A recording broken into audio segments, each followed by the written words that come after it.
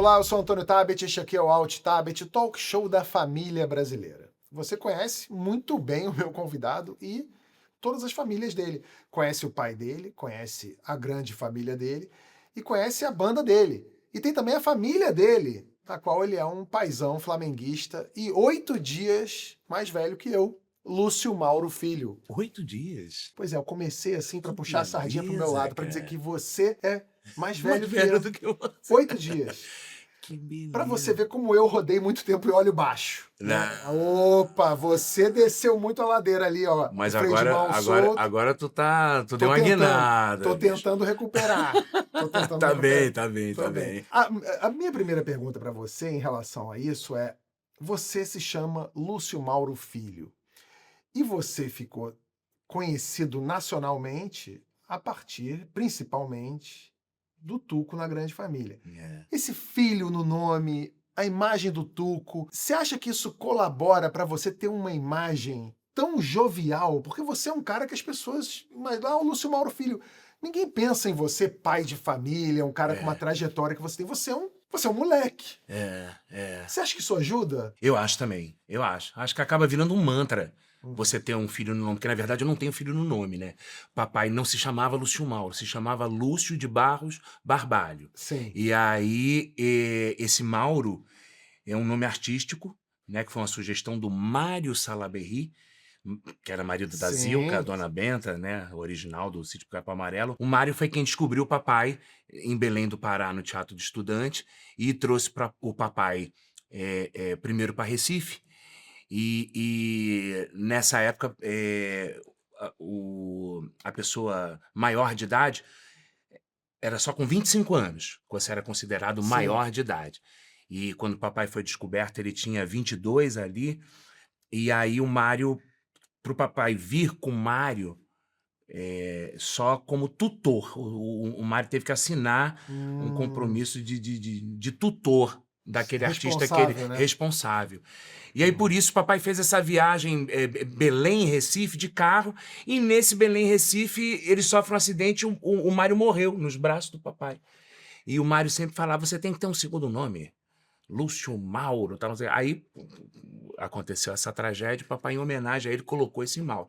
E aí eles me deram o nome artístico dele, Lúcio Mas não Mauro, tinha como então não escapar. teve como botar filho. Mas Então eu não tenho filho na certidão, né? Sim. E tive que botar um filho como No nome artístico. artístico. Não, eu sei do seu nome, tanto é que a gente vai falar desse Barbalho mais pra Sim, frente. sim. Mas antes do Barbalho, você também, além de ser filho, você também é Lucinho pra todo mundo. Sim. Pros mais íntimos, você é Sim. Lucinho, Lucinho, Sim. Lucinho. Eu cresci Lucinho dentro da minha casa, né? Sempre tive essa coisa. Eu sou filho de segundo casamento, né? Então, assim, o papai era 60, eu tava chegando ali nos 10 anos e tal. Então tinha aquela coisa, assim, sabe, de um filho O temporão. temporão, né? Apesar de que ainda tem uma irmã ainda mais nova que eu. Mas eu já Seu fazia. Lúcio, Seu Lúcio passeou cada ali. enxadada uma minhoca. Foram 5 filhos, né? 2 com Arlete Salles, Sim. que é o primeiro casamento dele, e eu e minhas 2 irmãs do casamento com minha mãe. Então, eu sempre tive... E também fui apresentado para o grande público no Zorra, né? Sendo filho do Jorge Dória, o filho gay Sim.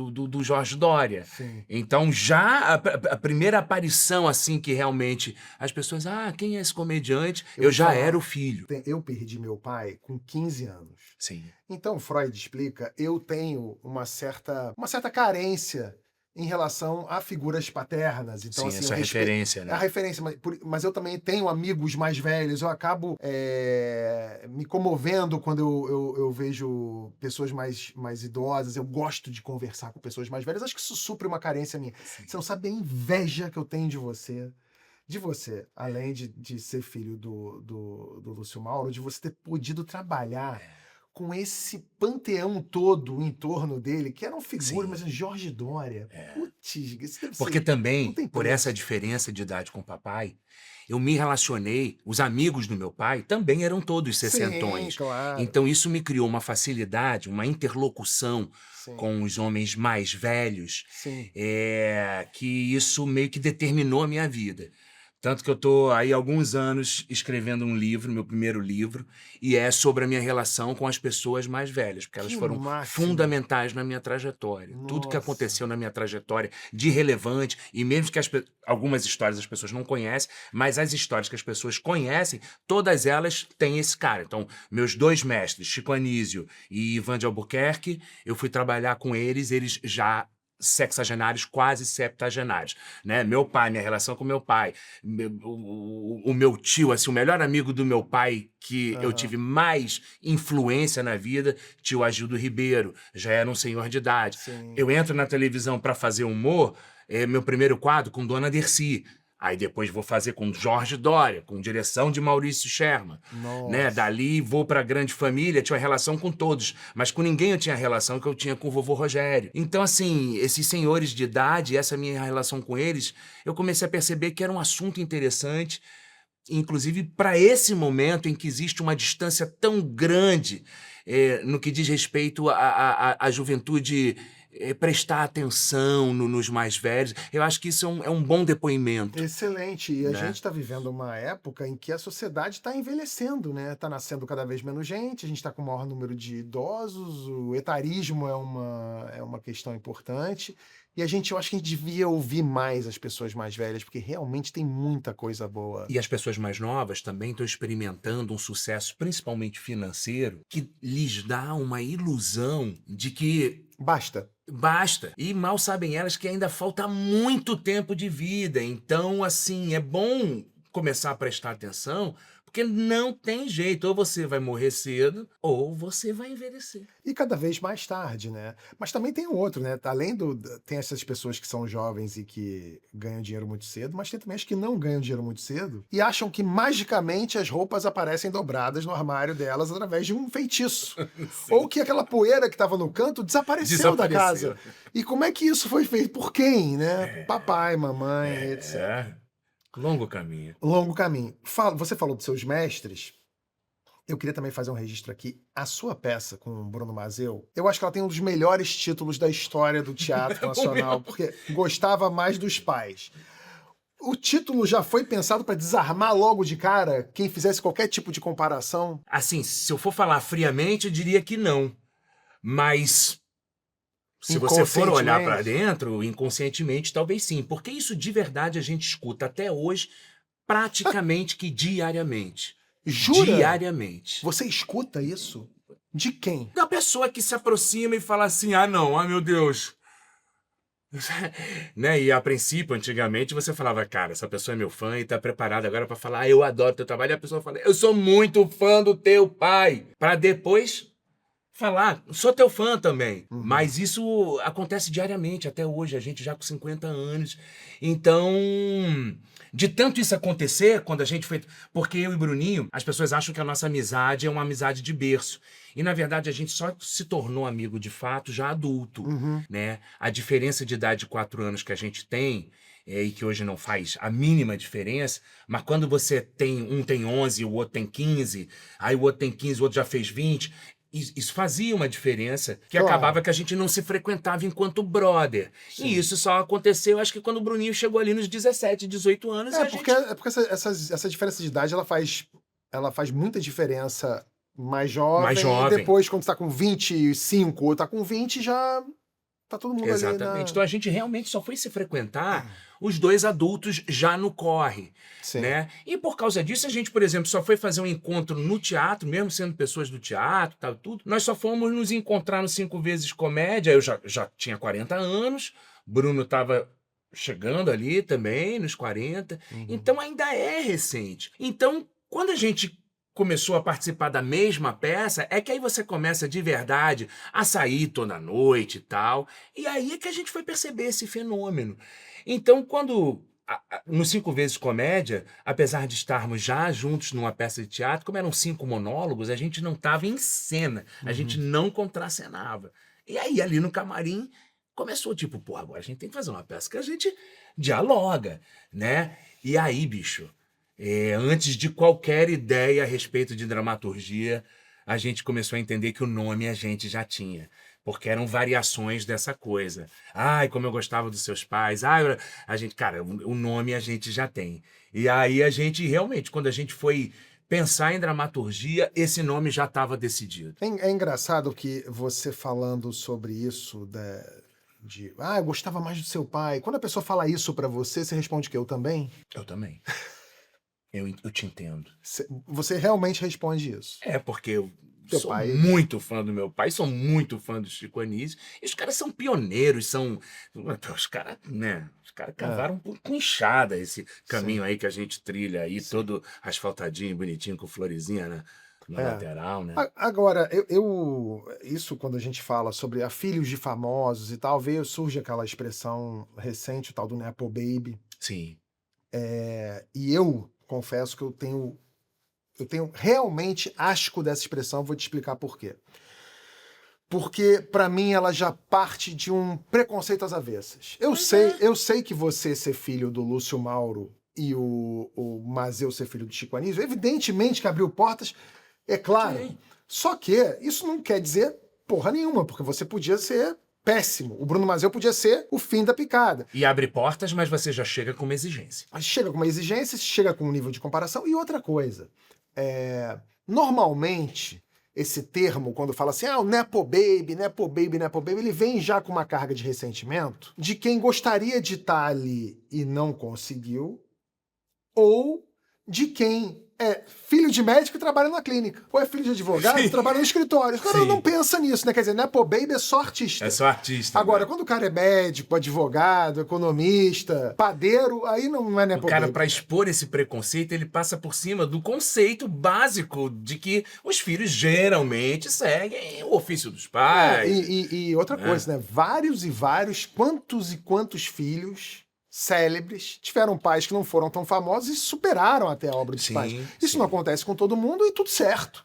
Vida que segue. Você faz uma peça com o Bruno Mazeu. Essa peça sua com o Bruno Mazeu, apesar desse nome, ela fala, apesar desse nome que eu digo, não contrariando com o que eu vou dizer agora na sequência, mas é uma característica da peça. Ela fala muito de eventos atuais. Vocês conseguem acompanhar, vocês vão mudando o texto da peça conforme o tempo vai passando ou não?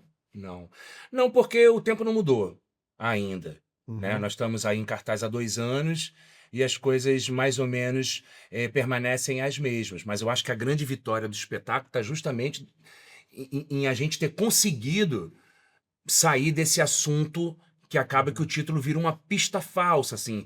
As pessoas vão com uma expectativa de uma coisa mais saudosista e quando chegam lá falam, cara, não, eles estão falando uma coisa que está acontecendo agora. E que no final das contas, assim, se você for perguntar, mas qual é o assunto, Lucinho, da peça? É a passagem do tempo. Né? É uma reflexão sobre a passagem do tempo e sobre a agonia cada vez maior para quem envelhece, né, de ter que lidar com a passagem do tempo, com a velocidade que acontece, porque agora realmente a velocidade está você tem que se ligar, você tem que estar atento, você tem que entender, processar, compreender, senão você é atropelado, né? É engraçado que isso tem várias maneiras de lidar com isso, né? Porque tem gente que tenta acompanhar bom, eu tô vendo uma onda de ansiedade aqui, eu vou entrar nela e vou tentar acompanhar tudo porque eu não posso ficar perdido. Tem gente que fala assim, deixa vir, vou viver minha vidinha aqui. Como é que você lida com isso, uma vez que você é um cara que é filho de um pai tão mais velho, lidou com gente tão mais velha, eu acho que o ritmo era diferente. Assim, Como é que você lida com isso? Você tenta acompanhar as coisas ou você é um cara mais relax? olha, eu sempre gostei de acompanhar.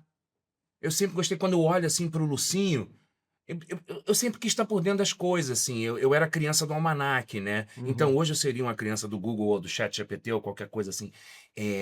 Eu gostava de saber das coisas e ter respostas na ponta da língua e Mostrar ser que tá por dentro. elogiado por, olha, ele sabe. Ele é Eu antenado. tinha antenado, eu tinha essa vaidade, Sim. né? Então, isso, de certa maneira, me deu uma preparada para viver esses tempos que nós estamos vivendo hoje em dia. Ao mesmo tempo, eu tenho uma coisa muito geminiana de, sabe, ao mesmo tempo que eu sou super up-to-date, louco pra caralho, eu sou careta, eu tenho, assim, essa característica, assim, de, sabe, de não ser também... Tão preso a um rótulo. Exatamente. Então, acho que isso me preserva. E aí tem horas que eu fico invejando essa pessoa que você falou, que tipo, foda-se o que tá acontecendo, eu vou aqui na minha. Aí tem momentos que eu tô assim, eu, tipo, não, eu tô na minha, tal. Aí tem horas que eu me vejo nessa ansiedade e não me podo, tal. Aí essa ansiedade daqui a pouco me joga quase que no liquidificador. Eu falo, ih, caramba, não. Agora tá na hora de você. Aí eu desligo um pouquinho.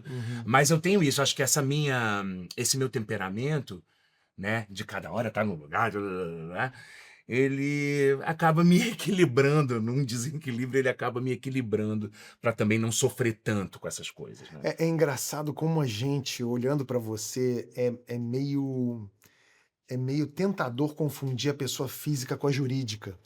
E Sim, lembrar normal. do tuco, lembrar do músico. Sim. Que um músico é músico. Tem músico que é muito antenado, muito up-to-date, mas tem um músico que, pô, eu tô aqui tocando a minha viola e tudo certo. Mas você sabe que eu ainda sofro, né, na música. Sofre. Ainda é uma coisa que me traz um sofrimento. Por quê? Porque eu tive N oportunidades de aprender música nessa trajetória, porque a música sempre esteve presente na minha vida. Sim, Né? você hoje é tão músico quanto ator. Sim, pelas circunstâncias, né? Porque se fosse por mim... Você seria músico? Não. Não. Não, porque a certeza da comédia e da atuação sempre foi uma coisa tão presente desde tão jovem, né? Que eu tratei a música o tempo inteiro ou como um hobby, uma paixão, mas não necessariamente nesse lugar.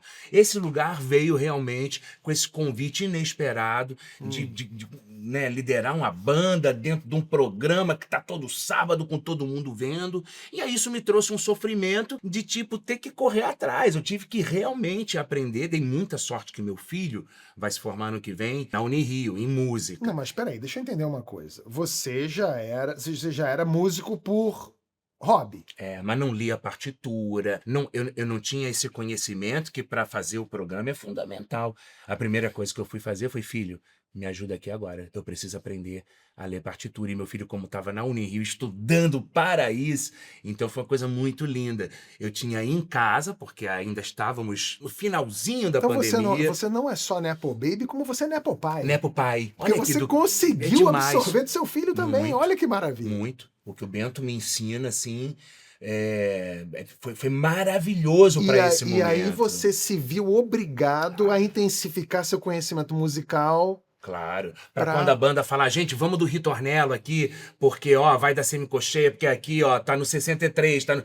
Aí eu ia ficar ali... Pra mim, isso aí eu ia me sentir ridículo. Aí era melhor realmente abaixar o volume da guitarra e ficar só atuando e fingindo. Aí não teria graça essa experiência, e aí eu não estaria lá há 5 anos. E tem uma característica peculiar do seu trabalho no Caldeirão, que é assim... Você ali, você tem que tocar de Joelma Ramones, né? Exatamente. E é uma loucura, isso é loucura, porque normalmente quem se dedica, normalmente a pessoa tá especializada ou vai tocar eu tô aqui na minha praia. Você tem 1000 praias ali para tocar. Pois é, então o nível de exigência não era básico, era um nível de exigência alto. Isso me fez muito bem, cara. Isso me fez muito bem para lidar com essa coisa da passagem do tempo, que às vezes, né, a gente vai ficando acomodado, tal. Eu, por uma sorte do destino, participei de projetos com muito sucesso e com muita longevidade, né? Grande família, 14 anos e tal. Então, pô, isso é um terreno perigoso pra caramba, porque você pode se achar, você pode achar que, tipo, cara... Tirou você de uma zona de conforto. Com certeza. Eu já estava meio que fora da zona de conforto, né? Porque quando terminou a Grande Família, eu tive uma sorte muito grande por causa daquele sucesso, de alguém chegar para mim ali dentro da empresa, né? E falar assim, cara, o que você gostaria de fazer? Pô, isso é muito raro para um profissional. Muito raro. Muito raro. E aí eu também tive que fazer esse exercício e eu falei, cara, eu quero ir para a teledramaturgia, eu quero ir para as novelas, porque eu trabalho na maior produtora de novelas do planeta, o maior sucesso da empresa que eu trabalho é esse produto aqui. Eu, pô, tô aqui há 16 anos E sei muito pouco desse lugar, porque a minha novela tinha sido A Viagem, em 1994. Não, Então eu falei, cara, eu quero voltar pra esse lugar aqui. Então eu fui pras novelas. Então quando eu cheguei nas novelas, eu cheguei com um cara que é respeitado como um veterano, que tem bagagem, estava com 45 anos, apesar da carinha de jovem, mas ao mesmo tempo aprendendo. E isso pra mim é o melhor dos mundos, cara. Engraçado, isso aconteceu comigo quando eu fiz novela também. Não é? Porque quando eu cheguei pra fazer novela a primeira vez, e eu fui dirigido pela Amora, e eu acho a Amora uma Ela é braba, baita né? diretora e tal. E quando eu fui recebido no set de uma novela na Globo, as pessoas me tratavam como um veterano Porra, é o por Kibe. causa do Porta dos Fundos. E o Porta? É, meu Deus, Você não o tá Porta chegando e tal. novinho. E eu falava, não, e eu fui tratado com uma reverência que eu falo assim, gente, não, Meu pelo amor de Deus, eu essa sou, reverência não, gente. eu sou júnior É aqui. um exercício de humildade que é muito, maravilhoso pra muito, gente, muito, né? muito. Meu pai trabalhou até os 89 anos, então também tenho essa referência. Sim. Eu sei que eu não posso descansar. Eu sei que eu ainda tô no meio do caminho. Sim. Não posso falar, não, agora eu só vou de cruzeiro. Não é. Não é. Não é. A gente tem que se reinventar o tempo todo. Lucinho, chegou a hora de chafurdar na lama do inconsciente coletivo, também conhecido como X ou X ou antigo Twitter. É um quadro chamado Será Que? A gente vai até lá, procura perguntas que comecem com será que tenham a ver com o nosso entrevistado ou trabalhos relacionados ao nosso entrevistado, e a gente põe aqui para você essas perguntas que as pessoas nunca imaginariam que você estivesse disponível para respondê-las. Exatamente. Vamos para a primeira? Bora. Vamos lá. Gabi, ela pergunta, escreve aqui, Mion, banda Lúcio Mauro e filhos, sobe o som, minha avó. Mas será que são todos filhos dele mesmo? Isso já aconteceu? Alguém já confundiu? Toda hora. Toda hora? Toda hora. E algumas pessoas falam assim, meu filho, você é muito jovem para ter aqueles filhos... Eu tenho que explicar, falando, ninguém ali é meu filho. Nem o meu filho é filho. Não. Você pode falar. O filho nome, né? Sim, exatamente, já começa por aí. É. E ainda tem ali dentro o Gustavo Salgado, nosso tecladista, que ele parece com o Bento, meu filho. Então, às vezes, as pessoas veem uma foto na internet e tá falando, não, aquele nem o Salgadinho é meu filho. Mas foi uma sacada maravilhosa do Mion. Mas eu acho que você devia levar seu filho para tocar com você. Olha, a gente já tem um projeto juntos, né, que é lindo, chama-se A Grunge Família. Ai, que é uma homenagem ao Grunge. E a grande porra. E a grande família, porra, realmente, esse nome quando veio, juro por Deus, eu falei, cara, pode até não ser bom, mas o nome... É ótimo, é ótimo. Então a gente tem esse duo, né, que é muito lindo, né, você trabalhar com filho é muito bonito. Porra, primeiro dia eu quase me caguei todo. Leva ele pra trabalhar com você. Sim. Faz isso. Sim. Foda-se. Sim. Tem que levar. Vamos pra próxima. Tati Breiner. Ela escreve aqui. Será que alguém no mundo não gosta do Lúcio Mauro Filho? Que pessoinha fofa. Eu também não consigo imaginar. Você tem inimigos? Tem inimigos? Não, inimigos. Não, aí os inimigos pode ser que eu não saiba. Mas gente que não gosta, óbvio. Muitas. Não, muitas não, calma. Algumas. 3. Porque essa característica da pessoa, que é uma unanimidade e tal, isso dá uma raiva danada em uma galera. Mas aí tá, são gente, mas assim, eu tô falando, gente que você saiba, assim, tipo, fulano de tal me odeia. Por quê? Porque eu, sei lá, era pra ele ser o tuco, eu peguei o tuco dele, sei lá, eu fico... Olha, eu tenho um lado muito manipulador. Né? E foi muito bom quando eu descobri ou assumi isso, porque aí também eu me evito que esse lado manipulador venha, mas durante muitos anos eu manipulei as opiniões nesse sentido. Eu te digo isso porque quando eu era mais novo, quando tinha uma pessoa que não gostava de mim, era ela que eu queria conquistar. E você eu em conquistava. Cima dela. Eu tenho muitos amigos que lá atrás não iam com a minha cara. E você nem gosta da pessoa, você só queria que ela gostasse de você. Eu não gostava não sei se eu gostava da pessoa. Não, se você sentia ela não gosta de mim, vou ali conquistar ela. Ou eu não sei se era conquistá-la ou entendê-la. Porque ela não gostava de você. Isso é um traço narcisista, quase. Total, né? Total. Mas eu tenho meu lado narcisista, com certeza. Muito bem. Bom que você tem essa consciência. E quem não tem, eu tenho medo. É quem diz que não tem, né? Ah, tá cheio de virtuoso aí que, É. puta, caga a regra. Ai, caralho. Eu sou muito Ai, bom, sou muito nossa, me legal. Vamos livrei debater como disso. eu sou legal. Aí tá lá. Depois a gente fala. Tá. Vamos lá, Manda no direct. Félix. Se a grande família ainda existisse, será que Agostinho teria se envolvido com criptomoeda?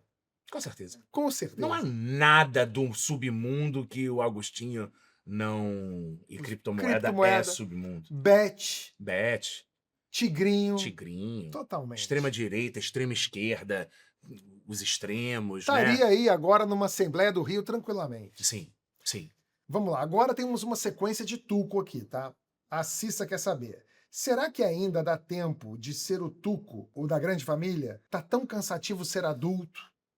Ela queria ser o Tuco. Muita gente queria ser o Tuco. É. Muita, muita, muita. Você achava o Tuco. Ó, vamos para a sequência direta, ó. Tem mais, ó. Será que eu realmente preciso desse emprego? O Tuco da grande família nem parecia tão triste assim. E a Ju Fontoura escreve: passar a grande família à tarde serve apenas para o jovem desempregado pensar: meu Deus, será que eu sou o Tuco? O Tuco era isso mesmo? Era esse pupurri? Era um vagabundo, desempregado? Mas assim, eu tinha uma outra impressão do Tuco.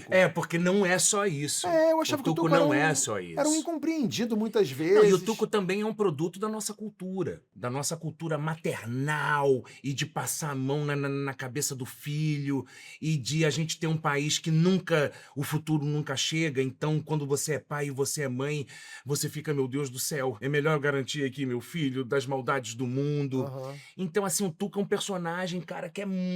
Olha, uma das coisas que eu mais escutei durante a Grande Família e mesmo no pós-Grande Família, é assim, ou a pessoa virar e falar assim, eu sou o Tuco da minha família, Hum, que é um negócio que parece uma piada, mas tem uma quantidade de dor nessa sim, informação também. sim. Ou alguém falando, ele é o Tuco da Grande Família, ele é o Tuco da nossa família. E o garoto tá lá assim, ó. É. Então, assim, o Tuco é um personagem muito real, cara, muito real. Engraçado, eu acho que o fato. Quando eu assisti a Grande Família, eu me identificava muito com o Tuco, mas não nesse lugar de ser o desempregado, vagabundo, sei lá o quê. Eu me identificava no fato de ser o deslocado. Uma pessoa que nitidamente tinha outros sonhos, outras vontades, outros desejos, que não tinha ninguém ali para ouvi-lo. Sim. Era meio que colocado a forceps num lugar que ele. Mas também tem uma dúvida a respeito da vocação. É. Qual será a minha vocação? Eu gosto de tanta coisa, ao mesmo tempo eu não gosto de Mas isso, nada. mas isso é uma coisa, é que a gente já está debatendo aqui sobre outros assuntos, mas assim, Sim, é que eu também fico aflito com isso. Eu sou pai, você sim, também é pai. sim. E eu fico muito aflito, porque eu lembro da minha aflição, que quando eu tinha 17, 18 anos, fala assim, e aí, o que você vai querer ser da sua vida? Às vezes você não está pronto para saber. Com essa idade, eu não sei o que eu quero ser. Não sei se eu quero ser astronauta ou dentista. É muito louco, porque assim, eu também era muito tuco dentro da minha casa, no sentido de ter uma mãe super Uhum. protetora e tal, um conforto sempre promovido por aqueles pais que estão no corre e tal, e você tá pegando só o filezinho, né? E assim, o que me salvou de não ser um tuco na vida foi a profissão. Hum. Foi ter descoberto a minha vocação desde muito cedo. É, Eu tinha uma certeza de que eu queria aquilo. Então isso me salvou, mas porque... isso porque você, filho de quem é, cercado por gente que era. Eu, por Não, exemplo. mas é porque o papai bateu muito contra. Mas eu era filho de Ele médicos. sempre foi contra, contra, contra, não me ajudou em nada. Ele era diretor, podia me botar. E aquilo, a partir de um determinado momento... Mas você acha que ele fez isso pra quê? Pra te preservar? Ele achava que não era uma boa pra você mesmo? Ele Não, ele queria. achava, ele deixava muito claro, ele falava, mano, porque, poxa, nos anos 70 e 80, a profissão de artista era muito diferente do que ela é hoje em dia. Uhum. Hoje em dia, apesar dela ainda ser uma coisa muito tênue, mas já é um pouco mais factível, mais pau. Mas para o meu pai, que tinha cavado aquela estrada, Uhum. entendeu? Era uma coisa sem garantia nenhuma. Então ele quis deixar isso muito claro, que se eu quisesse realmente fazer aquela profissão, que ninguém ia me ajudar, inclusive o meu próprio pai, a começar pelo meu próprio pai. Então isso foi a melhor das 1 milhão de lições que meu pai deu, mas essa foi com certeza a que mais me formou enquanto homem. Lúcio, a minha formação no humor, no Brasil foi vendo Chico Anísio, Jô Soares, teu pai, Sim, TV a nossa Pirata. formação. O que você acha que aconteceu com o humor na TV? Porque a TV aberta no Brasil, desde na nossa época, era um canhão ainda maior do que é hoje, apesar de ainda ser um canhão. E o humor sempre foi uma editoria, um segmento muito relevante na É. TV aberta, né? Chegava domingo à noite, as crianças e os adultos já ficavam ansiosos para assistir os Trapalhões, Sim. Jô Soares, Chico Anísio, por aí, enfim, uma infinidade, e continuou depois com TV Pirata, Caceta e Planeta, e por aí, vai Zorra Total e tal. E mesmo as sitcoms eram, né, comédia, Sim, Grande Família, normais, diarista, né? Vai, a gente vai Sim. ficar falando aqui horas, a gente pode falar horas. Só que deu uma sumida em algum momento e agora começou de novo um movimento para reaparecer. Por que você acha que deu essa sumida e o que você projeta? O que você acha que pode acontecer? Eu acho que aconteceu uma tempestade perfeita para o humor, para acontecer o que aconteceu com a comédia, principalmente a televisiva. Primeiro porque a gente tinha uma televisão muito poderosa, né? E um canal muito poderoso que é a Globo. E quando vem esse poder da internet, a televisão, e principalmente os empresários da televisão, eles tiveram, e é normal, uma certa dificuldade para entender que aquilo não era uma concorrência que estava surgindo, era uma mudança de paradigma. Era uma referência, né? Não é mais aqui, agora é aqui, é aqui. E isso demorou a cair essa ficha para os. E eu entendo. Quando você tem uma empresa como a Rede Globo, é um super transatlântico. Não dá para virar um manche e já fazer a curva. Demora muito tempo porque ele é muito pesado. Então, a televisão era muito pesada nesse sentido para fazer essa curva. E a partir do momento que a televisão tratou aqueles primeiros anos da internet como tipo, isso não vai vingar, foi uma burrice monstra. Então, isso, de uma certa maneira, tirou uma coisa central da comédia que a televisão meio que abarcava. E aí foi, né? Ainda tinha o fenômeno do stand-up e tal, que eu acho que democratizou o humor. Então, é quase que paradoxal, porque ao mesmo tempo que a gente ganhou ferramentas e plataformas que tornaram possível que comediantes que jamais conseguiriam chegar na televisão chegassem ao público, isso meio que tirou a referência, e a referência é boa, você ter uma referência é sempre bom. Então, chacoalhou. E calhou da gente viver esse período, porque a gente tá nele. Pode ser que daqui a 10, 20 anos a coisa a comédia volte a ter uma coisa mais referenciada, mas agora meio que pulverizou, então assim, você tem que ficar buscando referências em lugares aonde não tem jeito. Eu acho que desceu um pouco o sarrafo. Eu tenho a impressão que a internet foi a melhor e a pior coisa que aconteceu para o humor no Brasil. Acho que foi a melhor coisa porque mostrou, assim, foi democratizado, o humor ultrapassou barreiras, você começou a poder fazer humor sobre assuntos que você não podia fazer antes. Sim. Ao mesmo tempo, a crítica e a patrulha em cima desse humor começou a ser muito considerada a partir de amostras muito pequenas e as pessoas ficaram muito acovardadas em alguns veículos. Então você fazer tipo uma comédia que nem Borat, por exemplo, que é ótimo, é atual, você não conseguiria nunca fazer aquilo aqui no Brasil, porque a nossa síndrome de vira-lata permite que a ousadia da comédia americana, mas aqui não, aqui as pessoas ficam ofendidas e você não pode fazer isso.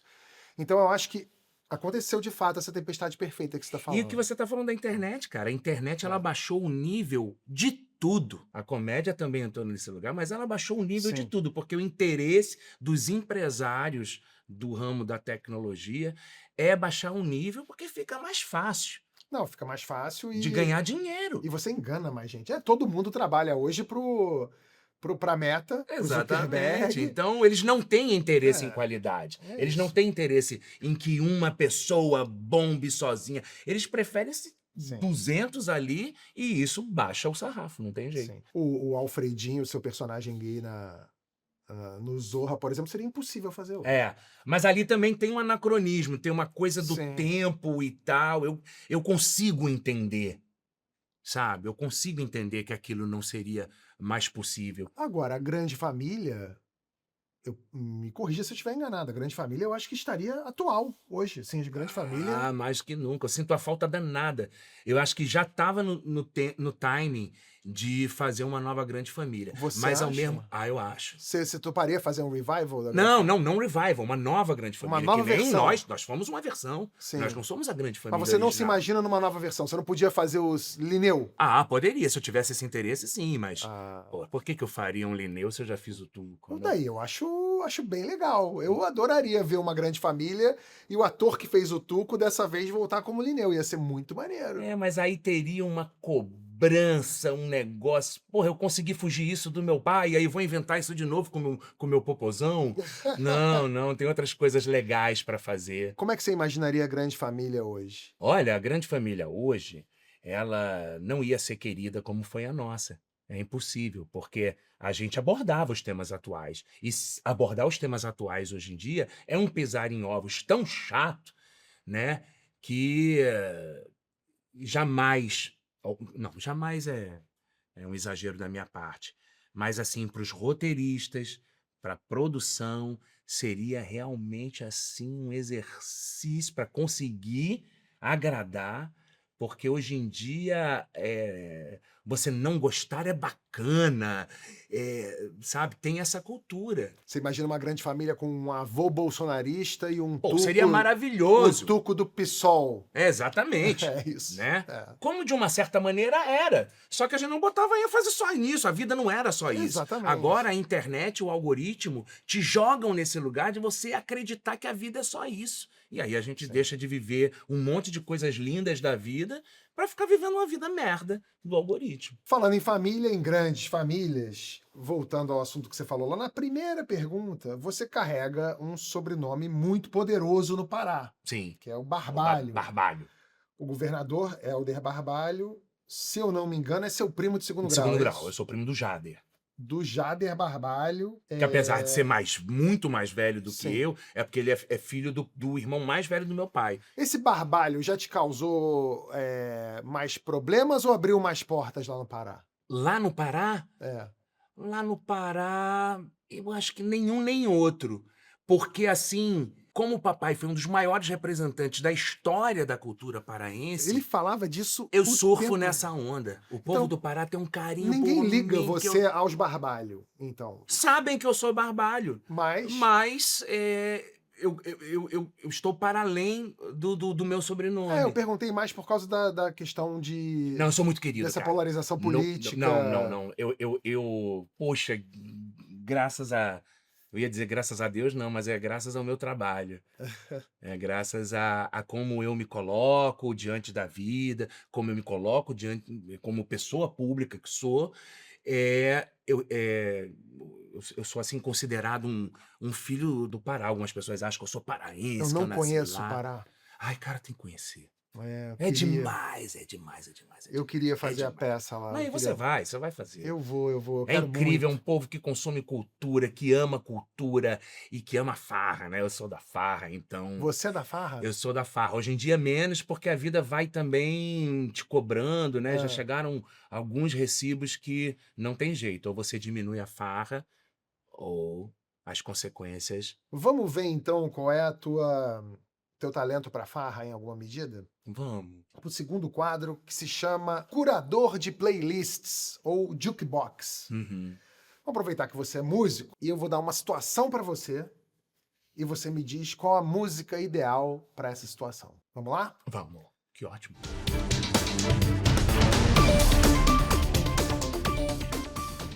A primeira é uma música para encarar um engarrafamento na Lagoa Barra.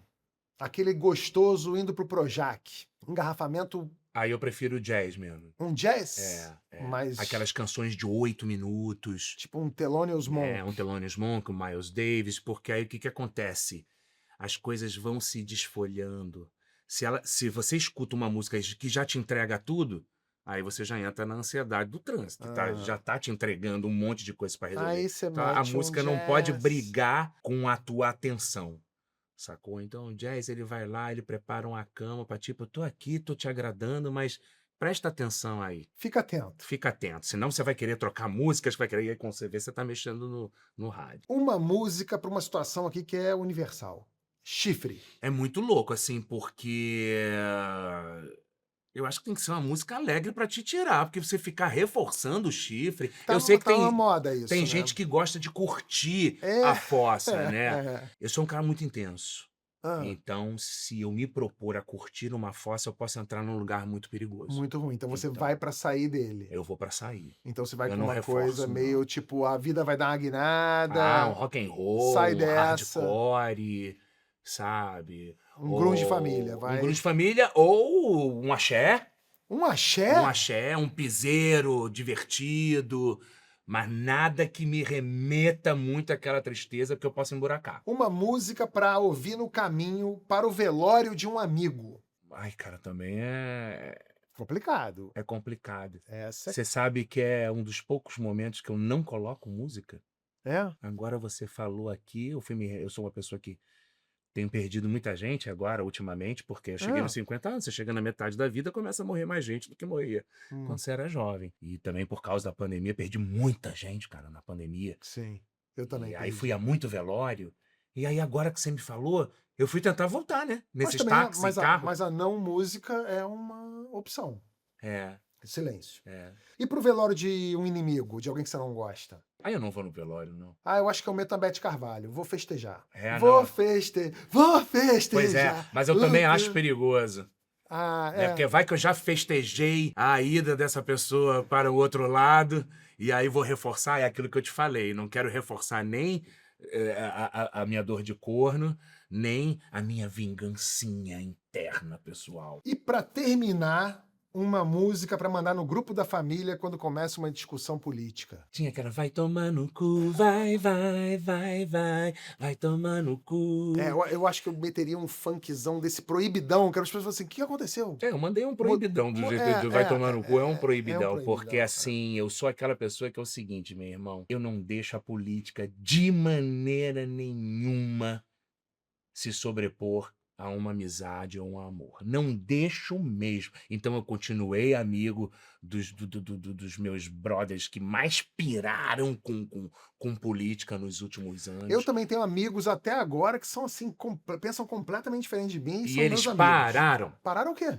de falar comigo. Falam com outras pessoas, mas comigo eles não falam mais sobre política. Não, os meus aí de vez em quando falam, mas assim, a gente fez uma regra no grupo, quando começa a falar muito de política, a gente Então, paralisa o pronto, grupo, vocês já congela têm o uma grupo. regra. Vocês têm uma regra, vocês criaram. É isso. Como é que ficou a vida pra você depois de 50? Você falou que perdeu muita gente, mas na vida não é só isso. É. O que mudou pra Lúcio Mauro Filho, uma persona que pra boa parte da memória afetiva do Brasil continua com 20 anos?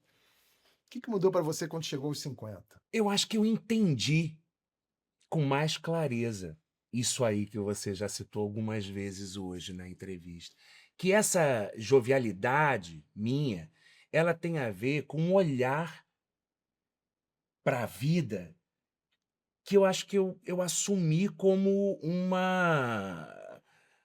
uma proteção contra tanta coisa triste que acontece na vida. Uhum. Né? Dia desse, numa entrevista com o Veras, eu fui falar que a vida era um monte de tristeza com alguns momentos de alegria. As pessoas, porque você não encontrou Jesus? Aí que as pessoas já encontram alguma coisa. E eu falo que eu continuo com essa mesma opinião, cara. A vida não é fácil, não. E quando você vai chegando nos 50, menos ainda, né? E aí, quando começou a chegar um monte de recibos, né, de saúde, de tristezas, a perda do meu pai e da minha mãe. Eu acho que talvez eu só não tenha sucumbido porque, no fundo, eu sou uma pessoa que tem um lado muito profundo também, sabe? E aí eu fico, por que esse lado profundo não aparece tanto para as pessoas? Porque eu descobri esse dispositivo do olhar pelo filtro da felicidade. E acredito que esse olhar que eu tenho de jogar felicidade por cima das tristezas, isso me faz também permanecer jovem, sabe? Eu acho que se eu tivesse sabe, simplesmente sucumbido às tristezas que eu vivi, principalmente aos últimos anos, pô, cara, eu estaria assim um maracujá, porque, pô, os últimos anos aí foram de muita tristeza, de muita reflexão. Por quê? Ah, porque assim, aquilo, você chega nos 50 anos, começa a perder gente. Quando eu me perdi meu pai, por exemplo, meu pai estava com 90 anos, foi muito mais fácil de assimilar, porque ele passou 2 anos Mas numa home você tá care. falando de circunstâncias da vida. Eu tô perguntando Sim. de eventos específicos, assim, porque a minha próxima pergunta para você era sobre o fato de você ter virado pai de pai temporão, né? Também. Também, Você. eu tenho um de 23, uma de 21 e uma de 8. Tudo no E mesmo casamento, que é uma tudo coisa mesmo. sui generis. Casamento com a Cíntia. Você tá há quantos anos com a Cíntia? 30? 28, Quase 30 anos quase 30 juntos. anos. E assim, eu imagino, eu até te invejo, porque eu tinha vontade de Não, ter não mais tenho nenhum filhos. tipo de inveja, não. Não, a experiência de ser pai depois dos 40 não é uma. Ah, não, foi maravilhosa, Ah, mas, porra, trouxe um. Imagina, você tem um casamento de 20 anos. Aí os teus filhos já estão com 15. grandes. Acabou a Aí brincadeira. Acabou a brincadeira. vem um novo filho. Pega o Uber. Você filho. invariavelmente tem que colocar primeiro todas as cartas do casamento na mesa. De novo. E ele é brabo. Cartas de 20 anos?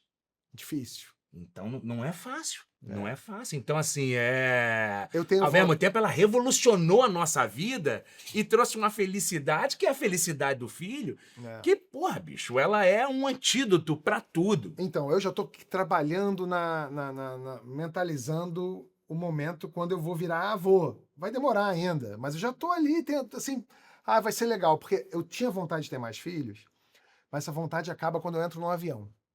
Porque quando eu vejo aqueles pais, aquelas mães, coitados, carregando sacola, e vai, mamadeira, e o pó, e sei lá o que, a fralda, eu falo, eu já passei por isso, já passei. Agora, nós tivemos essa sorte, né? Os nossos 2 filhos mais velhos são segundo o pai e segunda mãe da Liz. Então, o companheirismo que eles Verdade. tiveram com a gente, assim, Sim. transformou a nossa, Sim. a vida da criança e a vida deles. Então, eles já têm um olhar amoroso para essa história de formar famílias e tal e tudo. Então, essa criança realmente revolucionou. Isso é uma felicidade que nenhuma fralda ou nada chega nem perto em tamanho da felicidade que ela promoveu coletiva para todos nós, individualmente e coletivamente enquanto família. Seus filhos te dão muito trabalho, não? Zero. Zero? Não, mentira, dá um pouquinho sim, seus vagabundos. Agora, você parece que deu um trabalhinho, né? Eu já ouvi umas histórias suas de São Pouco. Tomé das Letras. Na verdade, eu tinha uma irresponsabilidade, eu não entendia. Eu dei uma. Assim que eu entendi o tamanho das minhas merdas, que eu não achava que eram merdas. Porque também eu resolvia tudo antes de chegar em casa. Mas eu desaparecia. Olha assim, tem aqui, a pesquisa foi, você foi passar uma semana viajando e você ficou meses. 3 meses. 3 meses, sem dar notícia. Sua mãe acionou a polícia. Eu dava notícias esporadicamente, mas foi preciso mandar a polícia me buscar. E você foi detido por desordem num Réveillon. Ficou Isso preso. eles não ficaram sabendo. Tudo Tinha bem. isso, assim. Eu nunca levei pra casa. Eu não Disso sei não se isso é podem te bom. acusar. Isso eu não tô dizendo que é bom, não. E você ficou Mas- preso numa gruta por 32 horas. Sim, Entendi. sim. É, Essas coisas meus pais só souberam quando Mas eu seus me filhos tornei... estão cientes disso. Meus filhos conhecem as minhas aventuras. E tudo bem. Sim, eu E tive não que puxaram dividir você? Não mesmo. Que sorte, Não né? mesmo. Aí eles fazem as besteirinhas deles, mas a gente tem uma conexão e uma conversa, assim, que eu tive até com os meus pais, mas meus pais eram de outra época. E lá em casa a gente conversa muito, cara, a gente fala de tudo, não tem assunto proibido. Então, hoje em dia, nós somos 4 adultos cuidando da criança que nasceu agora. Entendi. Né? Eles Sorte ainda dessa vão- criança. Sorte dessa criança. É uma criança de Demais, sorte. demais. Para terminar, me conta uma coisa que você nunca contou antes. Pois é, né? Eu já assisti alguns episódios aqui maravilhosos, Murilo Benício e Lobi e tal. E aí, né, a gente vai preparando umas coisas, mas aí a conversa que a gente teve aqui, né, e principalmente esse momentinho agora, final, né, Veio já mostrando um Lucinho que eu não falo muito, né, desse lado mais profundo, das tristezas, não é uma coisa que é associada à minha imagem. E aí me lembrei de uma coisa aqui, Hum. que quando surgiu esse fenômeno que revolucionou minha vida, que foi o caldeirão e a coisa da música. E as pessoas, meu Deus do céu, como é que a gente não sabia disso? Eu sinto você tão feliz, você passa uma felicidade, você tá sempre feliz, como você é um cara feliz e tal, não sei o quê. E aconteceu esse negócio justamente num momento muito complicado na minha vida, talvez o momento mais complicado da minha vida, porque eu tive uma Covid que foi meio pesadinha e, e por causa dela eu tive um pânico. Esse pânico surgiu a primeira vez da seguinte forma: o combinado era que a última temporada da Escolinha ela aconteceria ali ainda. Seria o primeiro programa a voltar. Quando até as novelas pararam, o primeiro programa gravado dentro do estúdio foi a última temporada da Escolinha. Uhum. E eu peguei a Covid, e a minha Covid eu fiquei positivo 25 dias. E o programa me esperando, o elenco inteiro, a produção. Mas só não foi mais grave, que a Globo inteira estava parada, Uhum. então. Mas, pô, meus colegas ali, 25 dias me esperando até o Lucinho ficar bom para poder juntar todo mundo. Quando eu voltei, eu que sempre fui a pessoa mais destemida e não tinha medo de nada. Eu realmente sempre fui um jovem muito destemido. Eu tive uma crise de pânico no primeiro dia. Nossa. E eu já sabia, eu já respeitava a coisa do pânico, eu sabia que era uma coisa totalmente possível de acontecer com qualquer ser humano, mas eu não tinha vivido aquilo. E foi devastador. Eu com medo das pessoas, com medo do estúdio, com medo da câmera, com medo da luz. E aí eu voltei para casa assim muito nervoso e obviamente que já fui me Abalado, né? terapeutizar e fui me tratar, tal, tal, tal, tal, tal, tal, tal, tal, tal. E aí fui começar a me cuidar, né? Comecei a fazer uma novela, que foi a única novela gravada dentro da pandemia, que foi gravada até o último capítulo, e aí só então foi ao ar. Isso nunca tinha acontecido na Globo. Uma Uhum. novela toda gravada antes Sim. de estrear, né? Que chamava-se Quanto Mais Vida, Melhor. Ainda tinha essa paradoxo aí É. no título. Lidando com pânico, mesmo trabalhando com a Débora Alão, Matheus Solano, os meus irmãos, meus companheiros de uma vida. Como é que eu posso estar pânico? Eu tive pânico com o Bruno, com o Otávio, com a Adnê. Aquilo tudo era muito novo para mim, para lidar. E eu fui vencendo, fui me medicando, tal, não sei o quê, e também veio uma questão assim, uma possibilidade de trombose, de AVC. Meu pai morreu de AVC e tal, então tive que fazer um longo tratamento pós-Covid. Quando terminou esse tratamento pós-Covid, tinha que fazer um check-up para ver se tudo melhorou. Quando eu faço esse check-up, cara, aí, porra, descobri, graças a Deus, ali em cima, um câncer no intestino. Nossa. E não tem jeito, né, brother? Graças a Deus, tudo foi feito, pá, não sei o quê. Eu nunca contei isso pra ninguém, ninguém sabe, né? É uma coisa que calhou aqui, porque a nossa conversa foi vindo, e você com essa questão do. Fala uma coisa que ninguém sabe. E aí, quando começou o caldeirão, eu achei que aquilo também era uma espécie de cura. Eu falei, cara, a cura tá aqui, tá no trabalho, na coisa que eu amo. Pô, cara, quando tô com tudo resolvido do câncer, a mamãe morre de câncer, num câncer agressivo.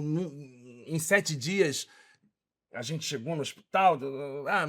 E minha irmã trabalhando na avenida, porque era no carnaval, e minha outra irmã cuidando das coisas da casa. Então, quem ficou no hospital fui eu, porque no carnaval a gente não grava caldeirão. Uhum. Né? Então, a mamãe entrou na sexta-feira de carnaval e morreu na outra sexta-feira, antes do desfile das campeãs. Né? Calhou da mamãe morrendo nos meus braços, sabe? Então, assim, aconteceram muitas coisas brabas assim, e o que me salvou foi esse olhar de felicidade, né? Então as pessoas me perguntavam, cara, você é feliz, você é feliz? Então, assim, eu sou a prova de que o olhar com felicidade para a vida, ele também é terapêutico, Não é só uma fanfarronice, tipo, não, é uma coisa que a gente deve usar a felicidade, mesmo que seja uma felicidade, não vou dizer fabricada, mas Sim. uma real, sabe? Acreditar na felicidade é uma coisa importante e saudável. Porque foi isso que me segurou naquele momento. Porque, porra, foi uma cavalada de coisa, porque na pandemia eu tinha perdido meu padrinho, a madrinha da minha irmã, meu primo Sandro, vovó morreu de depressão, mamãe não pôde enterrar, sabe? Aí eu perdi meu tio Deodato, aí, porra, perdi Paulo Gustavo, Eduardo Galvão. Cara, não, foi uma sequência assim. E se você me perguntar, cara, como é que você aguentou? E o câncer, cara, que mexe, não tem jeito. Você tá lá vivendo sua vida, bebendo, fazendo todos os exageros, de repente vem um câncer, né? O câncer te coloca num lugar e tal. E acho que eu só não sucumbi a tanta coisa ao mesmo tempo acontecendo, porque esse olhar feliz para a vida, ele tem uma razão de ser. Ainda bem que eu te fiz essa última pergunta, porque graças a ela eu consegui entender um pouco umas 3, 4 perguntas atrás, que eu te perguntei, mas teve algum evento, teve alguma coisa? E você, não, por causa da vida, a vida é assim mesmo, você com 50 anos, agora eu entendi. Lucinho, obrigado, foi excelente. Tenho certeza que essa tua entrevista Comecei a aí... suar. Tudo bem. Que o ar-condicionado queimou em determinado Aham. momento. Que prazer, amigo. Prazer foi meu, querido. Bom, isso aqui foi uma entrevista, senhoras e senhores. Se vocês gostaram, curtam, compartilhem, espalhem por aí. Semana que vem a gente volta com mais um entrevistado aqui no Alt Tablet. Até lá.